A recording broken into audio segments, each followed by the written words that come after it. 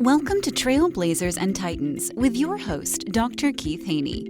Trailblazers and Titans is your go-to podcast for insights, inspiration, and actionable advice from the world's most successful entrepreneurs and leaders.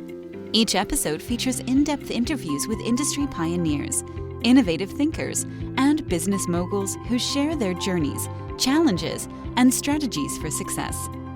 Whether you're an aspiring entrepreneur, a seasoned leader, or someone looking to make a significant impact, this podcast provides the tools and motivation to blaze your trail and become a titan in your field. Tune in to learn, grow, and transform your vision into reality. Welcome to Becoming Bridge Builders Podcast, where we share stories and strategies that inspire connection, leadership, and transformation.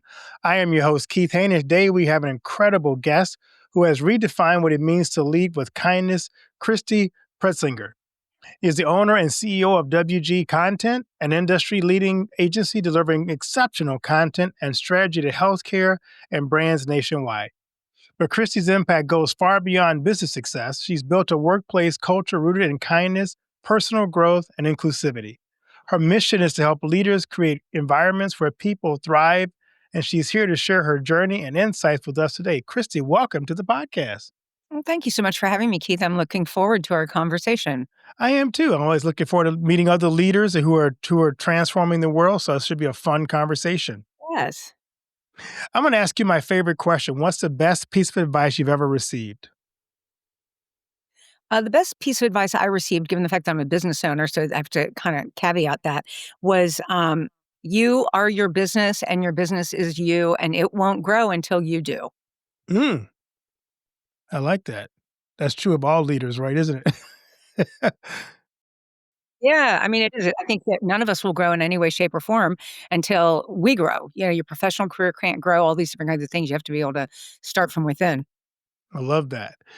So I'm going to talk about your book because I ran across your book and your book really seems really interesting. Let's dive into that. What inspired you to write Cultural Balance Sheet?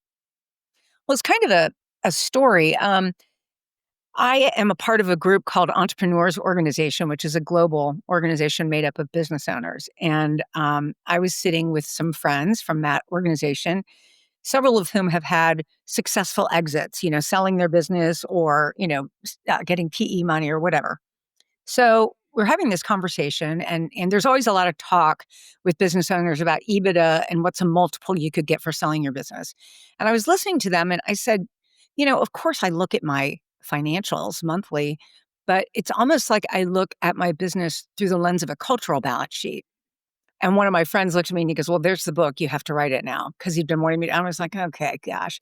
So that was the beginning of it. And then actually through the process of writing the book, which we did not do this quickly, but through the process of writing the book, I learned even more about myself and about what I find brings me joy and meaning. And I really want to help other, especially younger generations like Gen Z, find that same kind of meaning in the workplace. And I believe that it all has to start from within. And so that's why I have founded another business called the Better Leader Project. And that is all about teaching people to access their BQ, which is your better quotient, the capacity we all have to become better, not perfect. And so that's really my passion of taking what I did with my company and building that environment for people and then taking it out further to say, well, how can we create other people who will do the same thing, only better? I love that. Let's dig into that a little bit more because I think that's really cool, the idea of culture. You've said culture is critical for financial performance. Why do leaders often overlook that key aspect of that? I think it's really easy to overlook it because it's a hidden cost on a balance sheet. You don't see it anywhere. And if people show up at all on a balance sheet, they show up as a liability, not an asset, which is completely upside down world. And also, I think that I see a lot of people paying lip service to culture, but not having the actual attention. They have the intention to have a culture, but they don't pay any attention to it. I even had a business owner once ask me how I had done something, and I was talking about it, and she said, I don't have time for that. And I was like, okay, but don't don't act like you care about culture if you don't have time to coach somebody in this manner. I love the fact you talked about the fact that kindness is a big part of the culture. How do you make sure as a business person that you make room in your culture for kindness and compassion? Well, the thing about kindness is that I think a lot of people mistake it for weakness, and nothing could be further from the truth. Kindness isn't nice. Kindness is clarity, it's boundaries, it's all sorts of things that are more measurable, actually. But in terms of building an environment where kindness can thrive, it's something what I always say is we engineer the structure and the processes to allow for the weaving of the tapestry that is the culture. So we have, first of all, we're all virtual, but we have kindness counts events that we do every quarter where we either get together personally, I mean, in person, or we do something virtually together. But usually it's something in person, and we'll go do something in the community. We also have our 4 values are we are empowered, curious, kind, and fun. And what we do with those is several things to make sure that people live them out. One of them is I have our company newsletter, and I do an article once a month. It's every other week, and once a month I do Christy's Corner, and I will choose a value to talk about. And I might tie it to the book, something that's in there, and just really focus on what that is. So kindness would be one of those. And then what we also do in our monthly all hands meeting is we have prior to the meeting chosen one value, whatever, as we rotate through it, and we solicit nominations for employees that have demonstrated that value. So who has demonstrated being empowered, who has demonstrated kindness, how did they do so? And then, we draw a name out of a hat of the people that were nominated and everyone applauds, and then they get like a gift card or something that corresponds with the value. So it's really about keeping them top of mind. And just in my own experience, I like the fact that we just have one word values. I mean, yes, we have further explanation, but the one word, it makes it empowered, curious, kind, and fun. It's easy to remember. Whereas I do have some clients have really complicated, um, values, and they don't really do anything with it. I've also seen ones that have complicated values that actually live them out, and they have engineered processes to make sure that people do live those out. But then I've seen a lot of them where people are like, I don't know what our values are. I have no idea. Right. Which is so helpful, right? Right? Like, why waste all your time probably hiring a consultant and paying them big 6 figures to come up with words, and then nobody even knows what they are? And they can hire me to do that. I can make up big I mean, words I for was you. saying I could do that. That's I'd right. be happy to do it. I'll do low 6 figures. That's right. I am curious. I love where this is going. Can you give me some examples of where you've seen cultural assets and liabilities in organizations besides your own? Well, I mean, I don't have as much exposure to other organizations, with the exception of our clients, which are large hospital systems, generally speaking. And I definitely see the breakdown in culture in a lot of those in that industry. There's a lot of shifting sand right now in the healthcare industry here in the U.S. So that results in a lot of uncertainty, a lot of layoffs, and a lot of chaos. And I don't think from what I hear, the people that I talk to, I'm not sure it's being managed effectively, and that the human aspect of that is kind of left by the wayside. Like, for example, even I have a friend in the industry, and she wrote a book about being a healthcare marketer. And she was talking about during COVID when they talked about the frontline workers. And she was like, we are in marketing are frontline too, even though we're not doing patient care, we're dealing with people all the time. I mean, they would send out mass emails to their customer, client, patient base saying, oh, you are eligible now for the COVID vaccine. And people would actually take the time to reply with obscenities and tell people they should die and do whatever. And they're like, I mean, no one told you you have to do this. I'm just telling you. And they were constantly getting beat up, and yet they were not treated as frontline workers. It was just a big miss for the contribution, the very meaningful contribution that, just for an example, the marketing folks make, or we call it education, but it really is communication and marketing, and they make a huge contribution. I am curious. You mentioned that a lot of your workers are virtual. I was just talking to a business owner who said that they're struggling with this idea of virtual workers because they're so used to people being in person. But the group of workers that they're hiring really want to work from home. Don't Mhm. see the value of the in-person connection. How do you build a cohesive team around your values when you don't have that as much of the in-person everyday work side by side? Well, when I started building the business about 20 years ago, I wanted to build a place where I would want to work. And that was one that didn't have an office because I didn't want to have to go there. So that was how it started. And then as I kept adding people, and it's been 20 years, so obviously things have changed in the world. That was pretty unusual 20 years ago. And I would hire people who had always worked in an office, and they were like, "What? How does this work?" Like I remember one of my salespeople who's still with me 15 years ago. She, we had a meeting in person at like a Panera or something, and I think I had probably had on workout clothes, and she was kinda dressed up. She goes, "Am I allowed to wear workout clothes?" And I was like, "Yeah, I don't care. Makes no difference to me." And the funny thing is now that's all she wears, which is pretty funny because we call it like party on the bottom and, business on the top because she'll put on something for a call with clients. Meanwhile, she's got, her leggings on with slippers. But in terms of building an environment, a cohesive environment virtually, again, I think it's something I talk about a lot. You have to have the intention to do so, but then you have to pay attention to how to bring that intention to life. The attention to it is where the rubber meets the road, is where the magic happens. So really thinking of ways to allow people to connect in a meaningful way. And whether that means sometimes people get together. I'm in Cincinnati, Ohio, and we have some employees that are in Columbus, about an hour and a half north. And so sometimes people from Cincinnati will drive up to Columbus and co-work with the people in Columbus just to be hanging out with one another, and we do the same thing. We have book clubs that people participate in virtually, but that gives something a commonality, something to talk about. So again, I think it really has to be intentional, and I did it that way from the beginning. So I honestly don't even know any other way. But I have heard people say, well, how do you know people are working? Mm, Well, if you're asking that question, you need to back up because you have a hiring problem.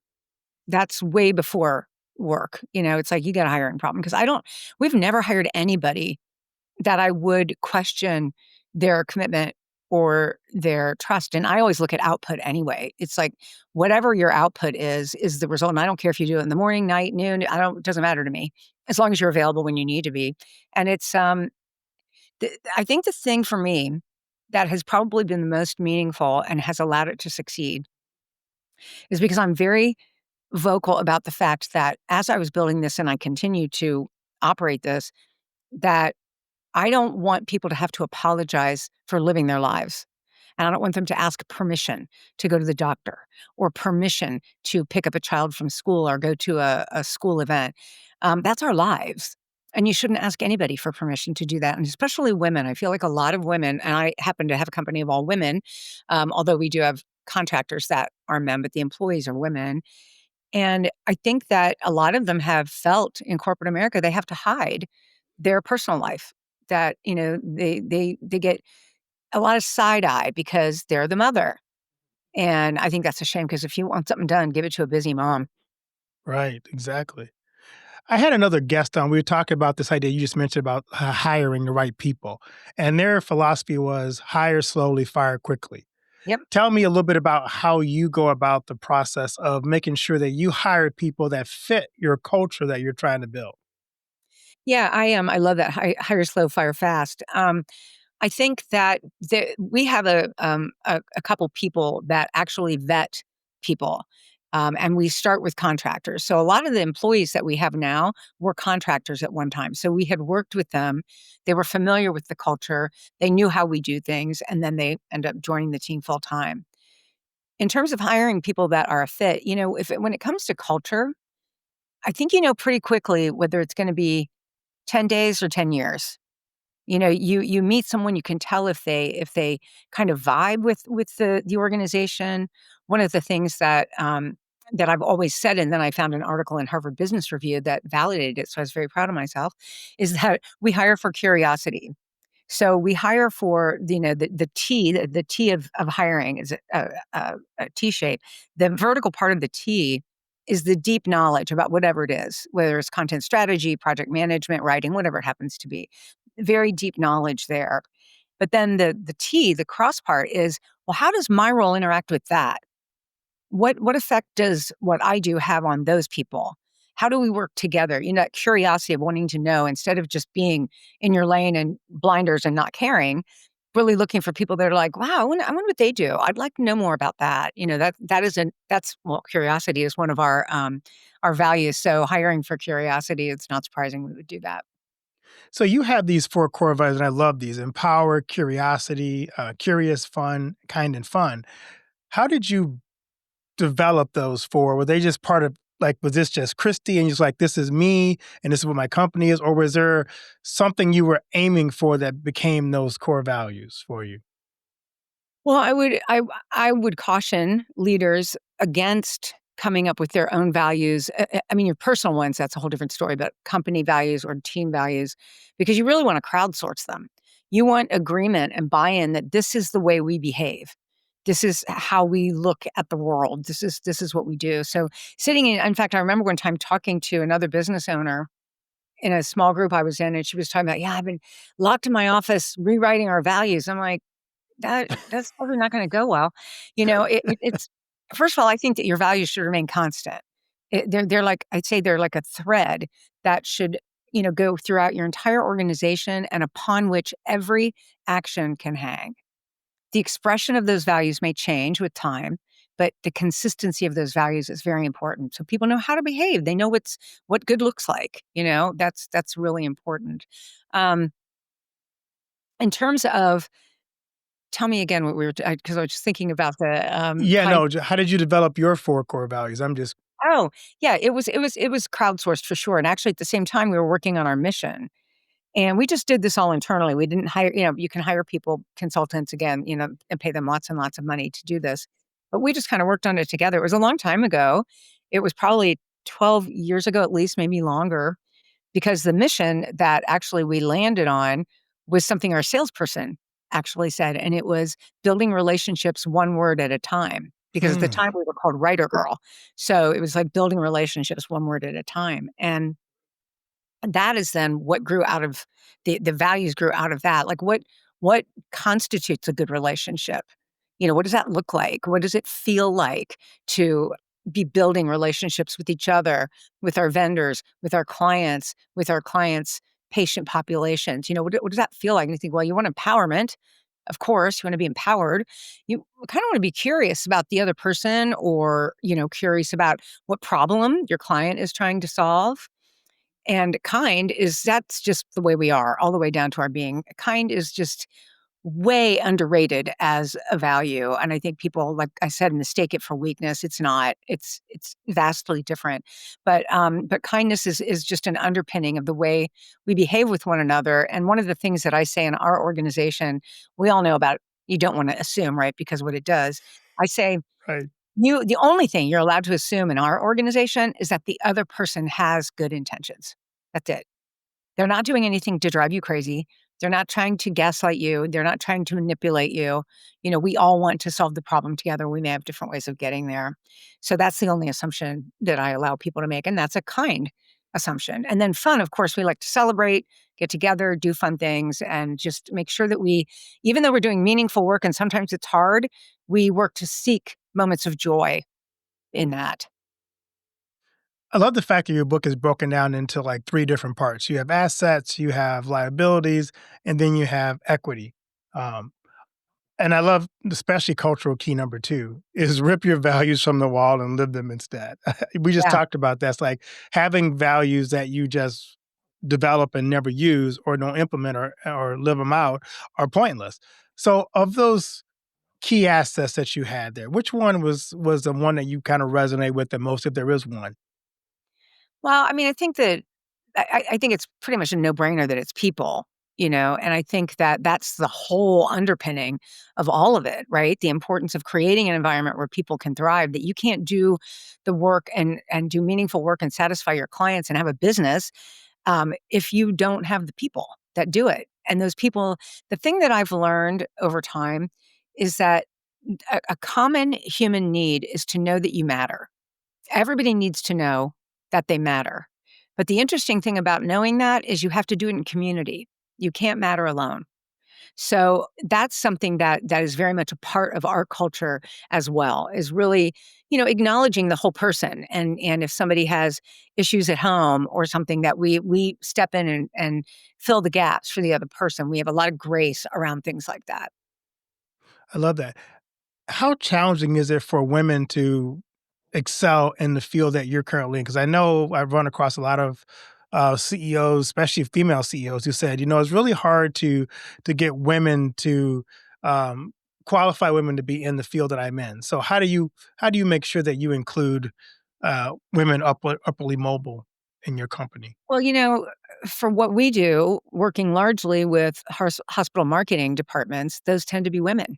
Mm, Once you get to the CEO, CMO level, those might be more men, but in hospitals, they tend to be women that are like VPs and directors of marketing on down are all women. So, and then in my particular business, I can speak from an entrepreneurial perspective and say that it's very, very difficult to find a woman business that is more than 1 million in revenue annually. And if you go up to 5 million, it's like, you can count them on one hand practically. It's just not something, there's a lot of reason for that, a lot of things way beyond my pay scale. But I think that, not everyone is an entrepreneur, nor should they be, or we wouldn't have employees, and that's fine. But for example, when I was building my bank that I had worked with forever and had watched the business grow, every time I would go to renew or increase our line of credit, they treated me like I was running a craft business in my basement. It was not explicit, but it was implicit that that's pretty much like, well, and I was like, unbelievable, unbelievable. In this day and age, the kind of things that women are still subjected to in the workplace. I actually had another accounting firm that I no longer work with, who the same thing. They looked at like all my finances because I was going to do an increase in the line of credit. And they started asking me questions about my spending. I'm like, I'm sorry, are you a partner? Do you have a financial stake in this business? Because unless you do, I suggest you stand down.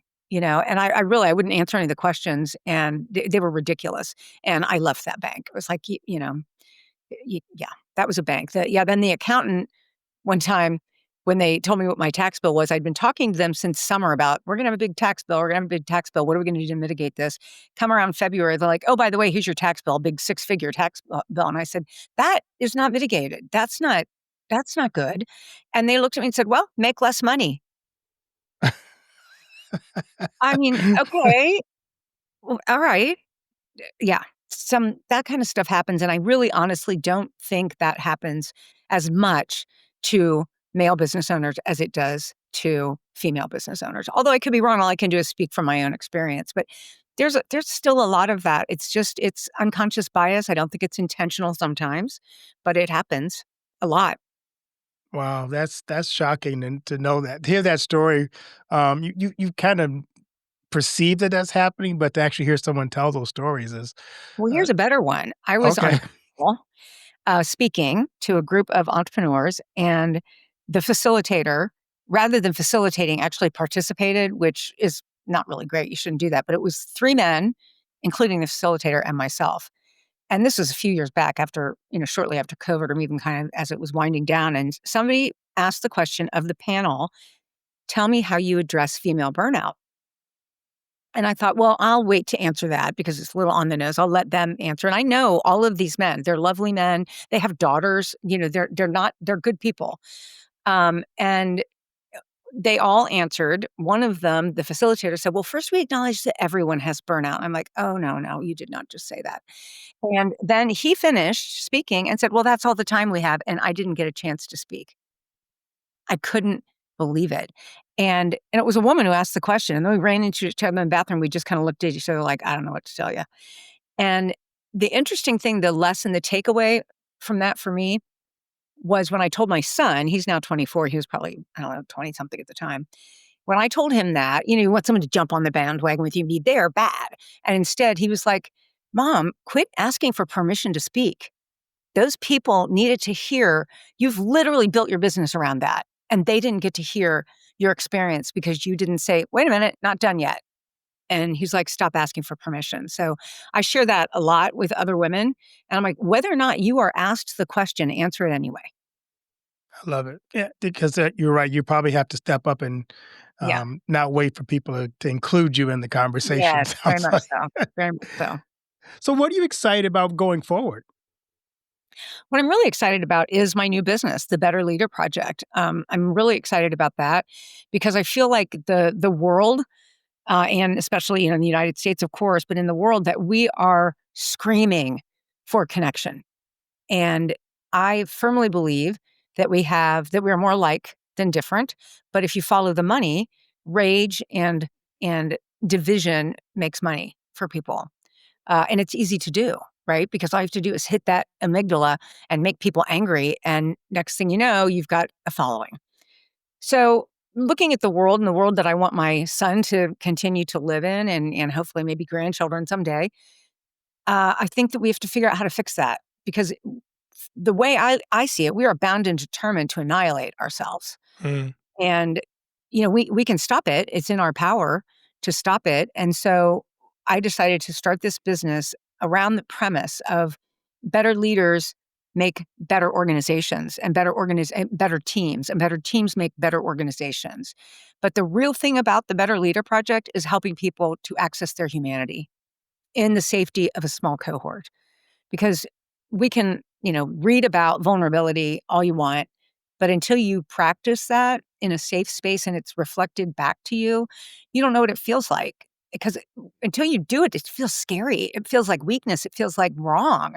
But then when you do it and people are like, oh, empathetic, I get it, I see you, you're like, oh, well, that's interesting, and then through the practice of that, you're able to take that into your life. So that's what you do in the cohort of the Better Leader is you practice those skills, our human skills of kindness, empathy, curiosity, all of those skills that are the things that I believe will be what makes us survive and thrive with AI.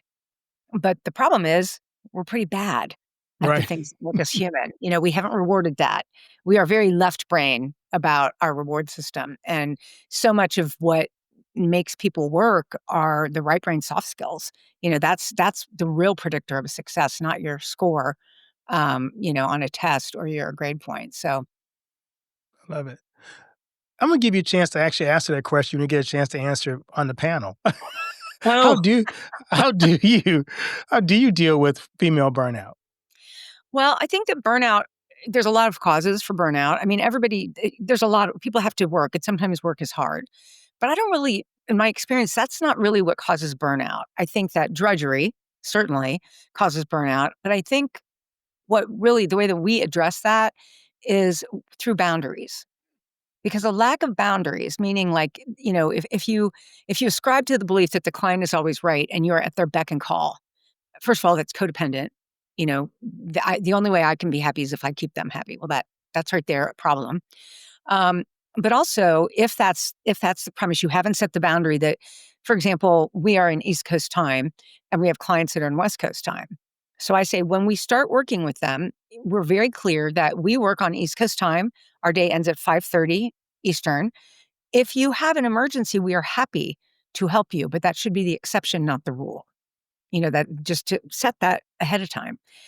And that's kindness and that's a boundary. If you don't do that, what happens is you're doing things, people ask you to do it, and you're like, yeah, okay, sure, I'll do it. That's the response. And you're really building resentment in yourself. And that resentment causes passive aggressive behavior. Unless you're a sociopath, passive aggressive behavior is exhausting. Yeah. And it can just lead to burnout. You're like, I just can't do this anymore. So I think that one of the things is to really bring everything to the surface, bring it to the forefront and acknowledge the challenges, acknowledge the need for boundaries of many types. That was just one example, and how that alleviates the potential for some of the burnout.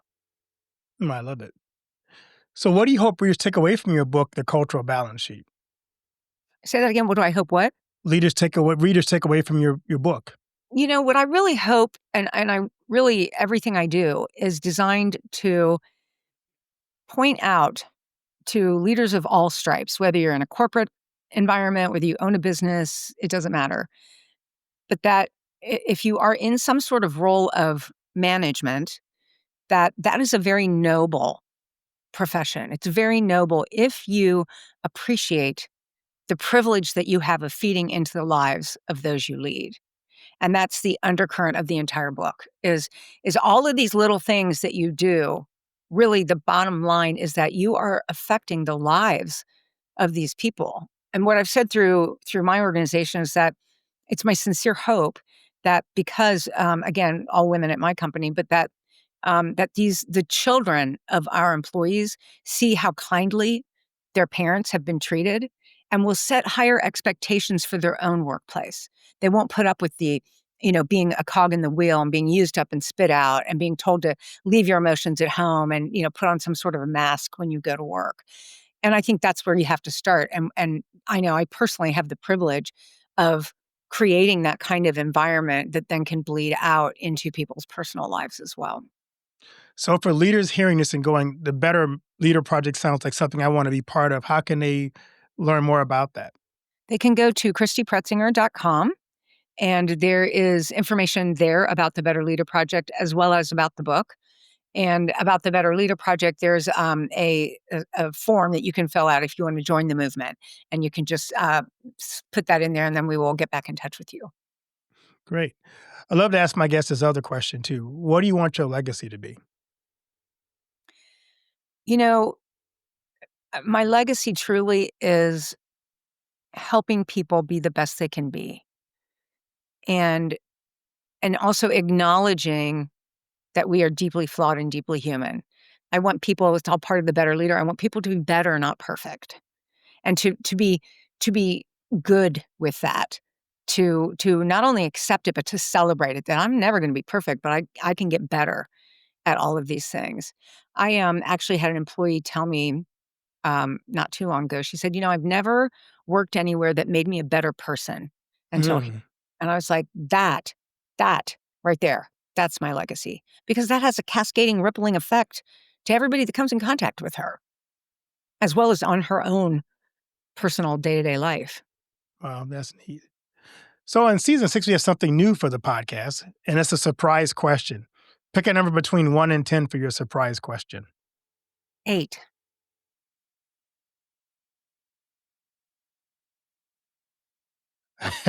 What's the worst job you've ever had? It's kind of fits what Oh, you're just talking wow. about. I think probably working at Long John Silver's. No offense, I love their fish, but I was in college and I worked at Long John Silver's, and you had this polyester shirt that always smelled and you could never get rid of it. And I remember I was like a sophomore in college and they wanted me to be an assistant manager. And I thought I was really big that they wanted me to be an assistant manager. So I told my dad that, and he looked at me and he said, Christy, you are going to college, so you do not have to be an assistant manager at Long John Silver's. I was like, oh, okay, good. Point taken. Point taken.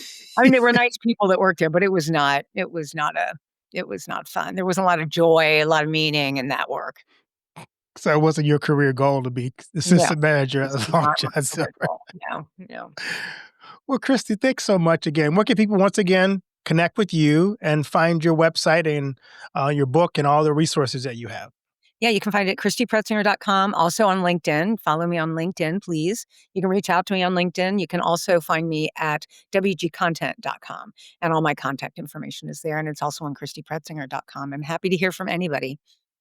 Well, Christy, thanks so much for sharing your insights today. Your book, The Cultural Balance Sheet, Keys to Creating an Environment Where People Can Thrive, is a powerful reminder that culture isn't just a buzzword, it's a foundation for healthy, thriving organizations.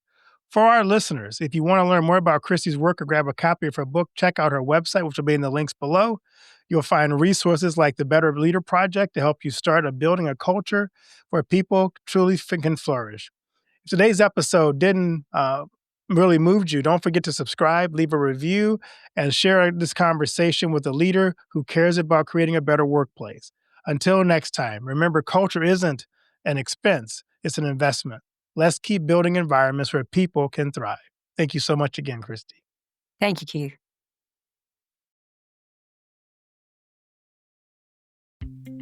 Thank you for tuning in to this episode of Trailblazers and Titans. If you enjoyed our conversation and found value in the insights shared, please subscribe to our podcast and leave us a review. Your feedback helps us reach more listeners and continue bringing you the stories of the world's most inspiring leaders. Don't forget to follow us on social media for updates and exclusive content. Join our community of Trailblazers and Titans, and let's continue to learn, grow, and transform our visions into reality together. Until next time, keep blazing your trail and striving for greatness.